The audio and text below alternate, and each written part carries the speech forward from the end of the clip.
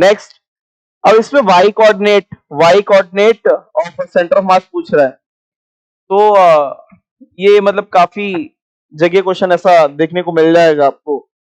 इस पूरे का अगर हम देखें, इसका इन्होंने बोला है Y coordinate of centre of mass of assume all rod, ये सारी रॉड है, मतलब इनका लैम्डा सेम माने अगर हम, तो इजीली आ जाएगा। मतलब इस रॉड का कितना हो जाएगा, जो 2a लेंथ की है इसका मास 2m ले लेंगे, इसका भी 2m ले लीजिए, इसका भी 2m ले लीजिए, इन सबका m और m ले लीजिए, बस इतनी रॉड हैं। ये 3 बड़ी वाली रॉड है और 2 छोटी वाली रॉड है। तो अगर आप देखोगे, इन्होंने पूछा है कि Y coordinate of centre of mass, इसको ओरिजिन लिया गया है, ओरिजिन से मेजर करना है। तो अगर आप देखो पूरा वाला जो है ये वाला, ठीक है, पहले तो हम इसकी हाइट निकाल लेते हैं, बड़ी वाली हाइट, ये कैपिटल एच, तो ये एंगल 60 डिग्री। कैपिटल एच कितना आ जाएगा, capital H is equal to 2a, ये 2a हो गया, 2a का साइन कंपोनेंट तो साइन 60, तो हमारा हो जाएगा 2a √3/2, तो ये √3a आ गया हमारा h, कैपिटल एच की बात हो गई।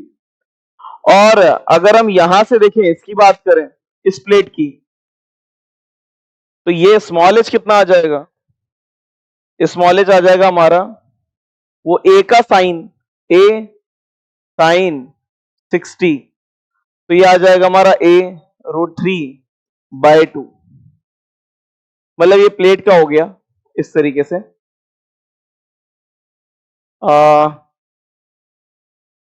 यहां पे वैसे इसकी जरूरत नहीं है, मैंने लॉन्ग अप्रोच लगा दी है, ये प्लेट है ही नहीं, रॉड है। तो रॉड में क्या हो जाएगा, सिंपली आ जाएगा, ये हमारी रॉड हो गई इस तरीके से, तो इसका तो सेंट्रॉइड भी आ जाएगा। तो सेंट्रॉइड अगर हम देखें इसका रॉड का, तो मैं लिख दे रहा हूं इसको यहाँ पे, दूसरी वाली की जरूरत नहीं है, ये कैपिटल एच हो गया। तो इसका यहाँ पे कहां पे हो जाएगा, जिसका 6m मास है, 6m मास का कहां पे हो जाएगा, अगर आप बेस से देखते हो तो बेस से h/3 हो जाएगा, तो बेस से h/3 इसका सेंटर मास कहीं यहां पे आ जाएगा, कहीं यहां पे। कलर में इसलिए अलग कर रहा हूं क्योंकि फिर आपको कंफ्यूजन हो सकता है। ये वाला जो है आपका, ये जो वायलेट नहीं, इसको पिंकिश बोलेंगे, ये आपका यहां से सेंटर मास हो जाएगा, दैट विल बी h/3, और मास इसका 6m हो जाएगा। ये जो हमारा है, ये जो रॉड लगी हुई है इस तरीके से, इसका कितना हो जाएगा, यहां से आप देखोगे तो यहां पे अगर हम इसको कैलकुलेट करें,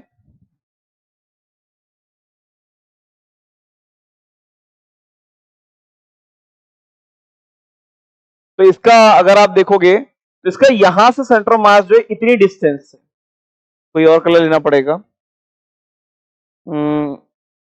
वाइट तो नहीं, ये ले लीजिए। तो इसका यहां से ये आता है h/3, यहां से ऊपर की हाइट से h/3 आ गया। और अगर आप इसकी बात करोगे, ये जो है, तो इसका सेंटर मास अगर आप देखो इन रॉड का यहां पे है, तो दोनों का कंबाइन अगर आप देखोगे तो यहां से कितना हो जाएगा, ये a/2 का कौन सा कंपोनेंट हो जाएगा, ये 30 डिग्री ले लीजिए, तो a/2 का भी cos 30 लेना पड़ेगा। तो यहां पे कितना आया, ये a/2 का cos 30 अगर ले लें तो इनका सेंटर मास यहां पे कहीं आएगा, लेकिन दो है यहां पे, तो इनका 2m ले लीजिए मास, और ये कितना हो जाएगा, इनका सेंटर मास कितना हो जाएगा, सेंटर मास हो जाएगा a/2 का भी cos 30, तो ये हमारा a √3/4 हो गया इस तरीके से। अब कंबाइंड सेंटर ऑफ मास निकाल लेते हैं यहाँ पे। तो अगर आप h का वैल्यू हमें मिल गया है यहाँ पे, अब तो हम यहाँ पे सेंटर मास निकालते हैं, O पॉइंट से निकालना है या ऊपर से निकालना है, माइनस कर देंगे उसको लास्ट में। तो सेंटर मास देखिए यहाँ पे, ये कितना आएगा, YCM। मैं यहां से निकाल रहा हूं इस पॉइंट से, है ना, मतलब आप कहीं से भी ले सकते हो, हम लोग यहां से निकाल सकते हैं, ठीक है, क्योंकि बेस से ही लिया था, बेस से h/3। तो ये 2m मास है, 2m मास कितना है, a/2 का भी कितना, a/2 का भी cos 30, प्लस ये मास कितना हो गया, ये 6m हो गया। इसका सेंटर मास कहां है, यहां से, इस हाइट से अगर आप देखोगे तो वो h/3 है, h/3, और h का वैल्यू हमें पता ही है, तो √3a/, इस तरीके से आ गया, डिवाइड बाय हम कितना कर देंगे, डिवाइड बाय मास 8m हो गया, m से m उड़ा देते हैं तो यहाँ पे कितना आ गया, ये 2 उड़ा दीजिए, a√3/2 तो ये हो गया, प्लस तो यहाँ पे 2√3 ये हो गया, डिवाइड बाय 8 कर दीजिए तो आ गया हमारा 455√3/8।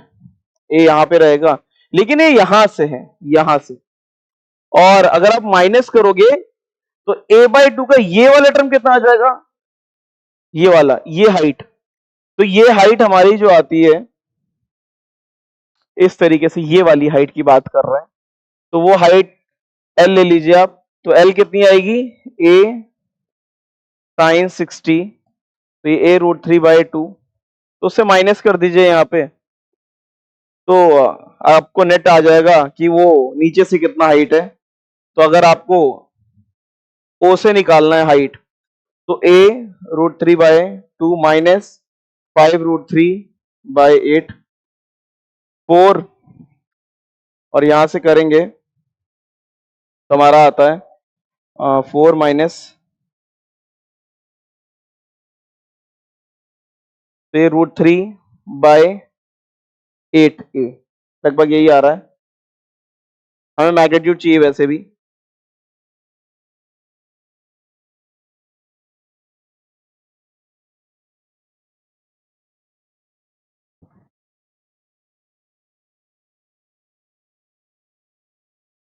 थोड़ा सा कैलकुलेशन सही कर लेंगे यहाँ पे इस स्टेप के बाद से।